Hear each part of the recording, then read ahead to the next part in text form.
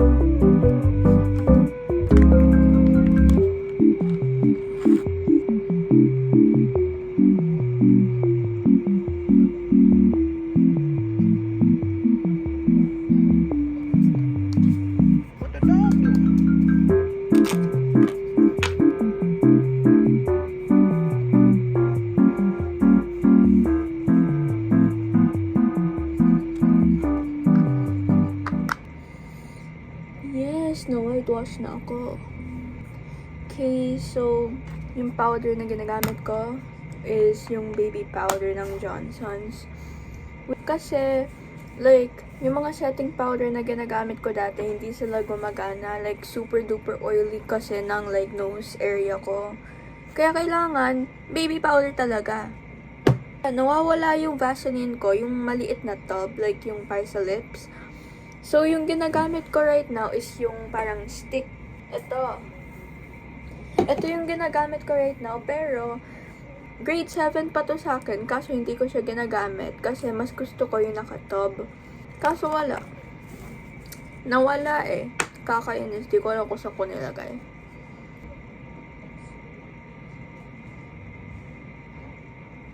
So, pupunta kaming SM kasi bibili ng shoes yung kuya ko.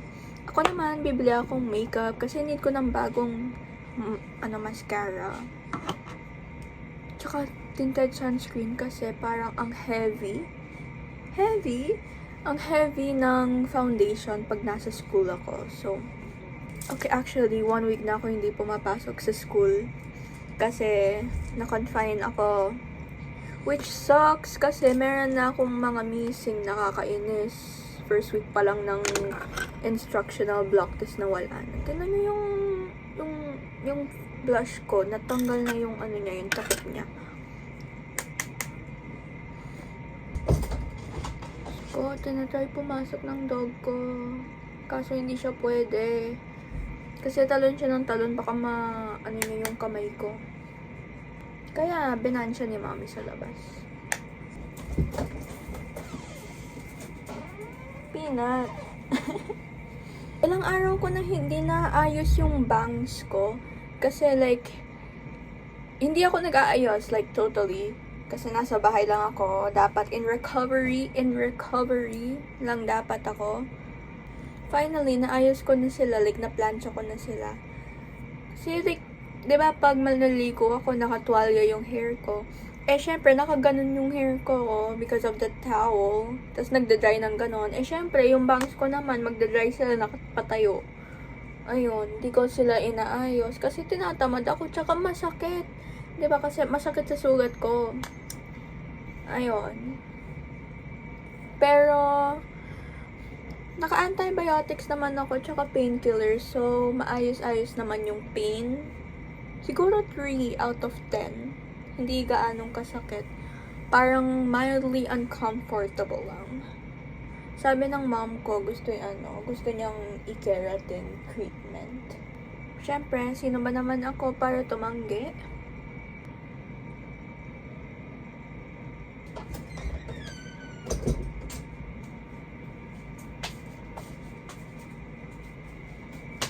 Nakakasira ng outfit to.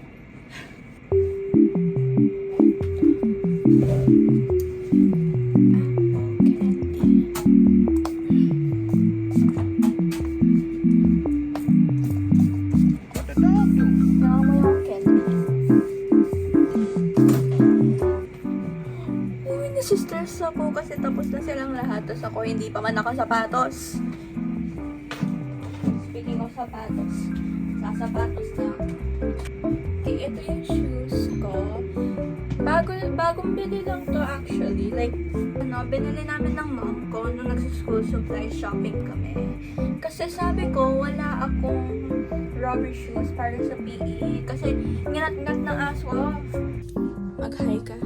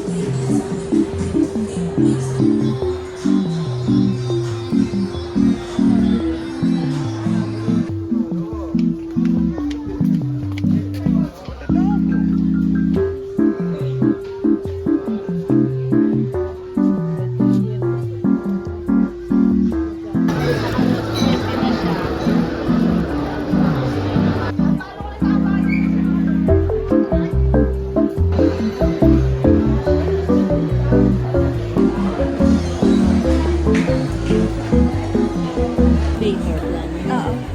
Hi ka. Hello. Watsons na tayo. Yeah, Watsons na. Ano ba bibili mo sa Watsons, baby? Kailangan ko ng mascara and tinted sunscreen. Kasi hindi kaya ng foundation ko yung sa init sa classroom.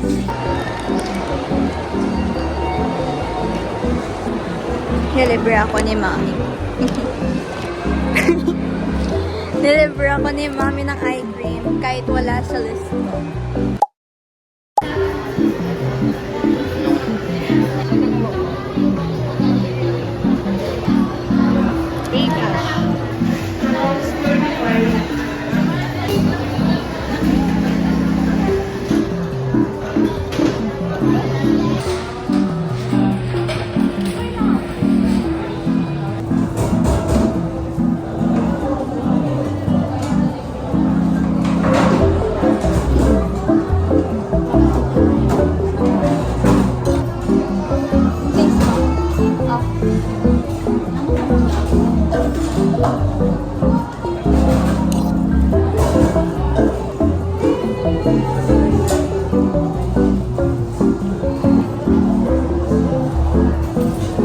Kala ko na.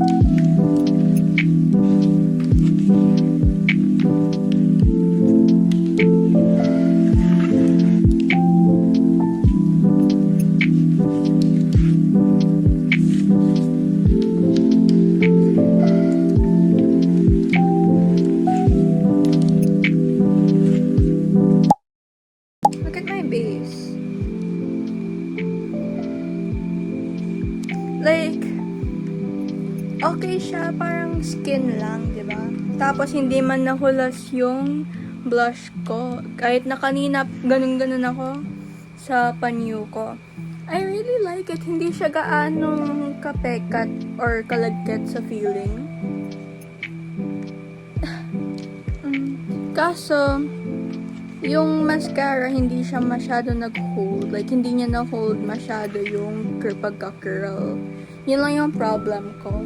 Pero, okay naman yung applicator niya. Baka lang hindi ko gaanong, like, alam kung paano gamitin. Yun.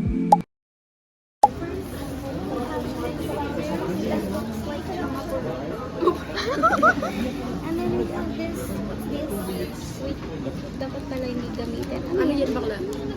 Self-adhesive tape. Self-adhesive tape. Sabi na ako buti mo na old. Hindi kayo sa mouth-to-mouth yan, CPR. Paano tayo? Pag may nahimatay sa atin, hindi natin alam. Ay, buksan pa natin ang wala sa ano. Buksan mo. Mayroong steps. So, kung namamatay na yung tao, kailangan mo muna basahin yung steps. Dapat natuturuan na natin sila. Pagbasahin mo yung steps. Parang ayoko. Ano, hindi kayo direct mouth to mouth. Kung gusto mo mouth to mouth, paano kung crush kayo? Hindi ko na pala masusunod yung romantic mo. Kasi, alam mamatay na yung tao, yung kayo nilibigyan. Tapos guys, ang dami naman ito. Una, nagsawa na ako lang. Ay, ito pala tayo sa name tag. Kung wala tayong name tag, pang pinsa name tag sa'yo. Ito ano? Whistle. Ay, paano yun ba? Kung biglang may... Ano, nag-gumo yung... Sa akin na lang. Ayun lang guys, ang ating first gift na mura lang. Sana madami pa tayong videos and pictures sa section natin. So, wala akong mapuha saan. Gusto ko din sa friend. Nagbibideo kasi sila. Hi, Sama guys. kayo sa vlog. Alam nyo ba, nagsayang ako ng isang oras sa isang live. Hindi ka pala kami. Wala ka talaga Wala talaga. Wala talaga siyang hiyano, Angel. Nakikipaglaban siya, guys. Sa Uwi na sila. Tanong siya, DSP. Yes. It's my brain hair. Ang ganda, guys. Guys, ang cute ng case ko. Ito, kanina pa nila nilalagay. Stickers. Ay, oo nga, nakakalimutan kong dalhin. Hindi mo pala tinidilig yung mga picture ko. Ay, baka mabel tayo dito, guys. So, today is Saturday, June 27, around 2 p.m. Yung agenda natin today, guys, is to bleach my hair. Kasi like, kating-kating na ako magkulay ng buhok. And nag-order ako ng hair dye from Herani in chili red yata yung shade na in-order ko. Kasi, wala silang like other red shades. So like, ayun, nagsettle na lang ako doon. My friend convinced me to dye my hair back. Pero, I'm not planning to dye all of it red. Like, mga portions lang. Like this. Yes, like this. So, yung sections na kunin ko is like this, like parang square sections under here.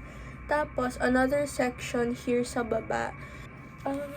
I haven't washed my hair in 2 days. Para mas less yung chance na masisira yung hair ko. I mean, masisira naman talaga kasi it's bleach. Pero, it will, parang ina-negate yung maximum damage. Maximum damage. Ayun. So, yeah. 9% 30 volume. Ewan ko. Actually, guys, hula-hula lang yung pag-dye ko ng hair. Sa totoo lang, hula-hula lang yung pag-color ko ng hair. I mean, I know the basic steps na like dapat hindi malinis yung hair mo, like dapat may oily siya, greasy, ganon. Percent of the oxidation oxidant? Basta yon, yung oxidant cream, yon. Medyo hindi ako maalam doon. Pero I've always been using 9% sa bleach. Kaya ayun. So 1:1. Kung gaano kadaming powder, ganun kadaming oxidant.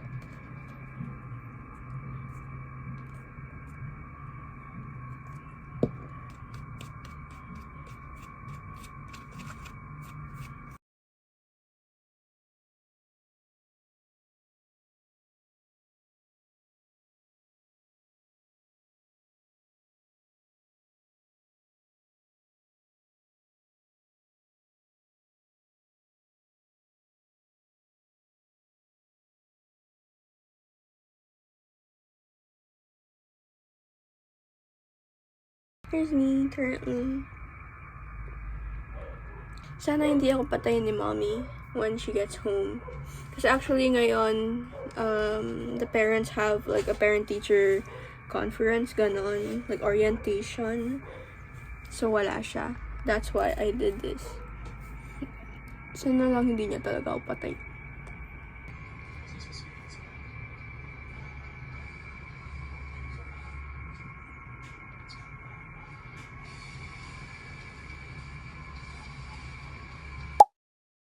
Dumating na yung hair dye ko. It's, Hairani. Ayun. So, I already sectioned out my hair. Medyo nahirapan ako. Ito yung color. I don't know if ilalagay ko pa siya sa Tupperware or ilagay ko na lang siya directly. Kasi wala naman din ako imimix. Okay. Ilalagay ko na lang siya directly. Ay! Okay. So, medyo nalagyan yung desk ko.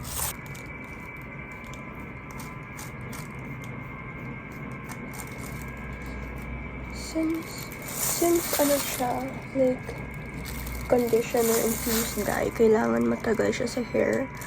Around 1 hour. More than 1 hour ka na.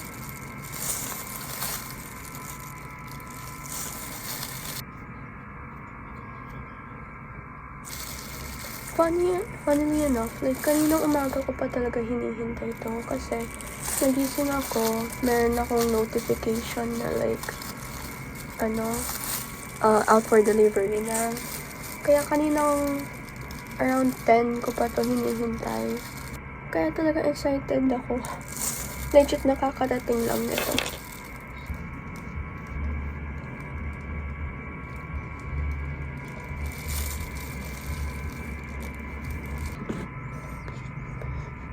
So, yung waiting time nito is 1 hour minimum. Currently 4 o'clock ngayon. So, around 5:30, i-wash ko na to.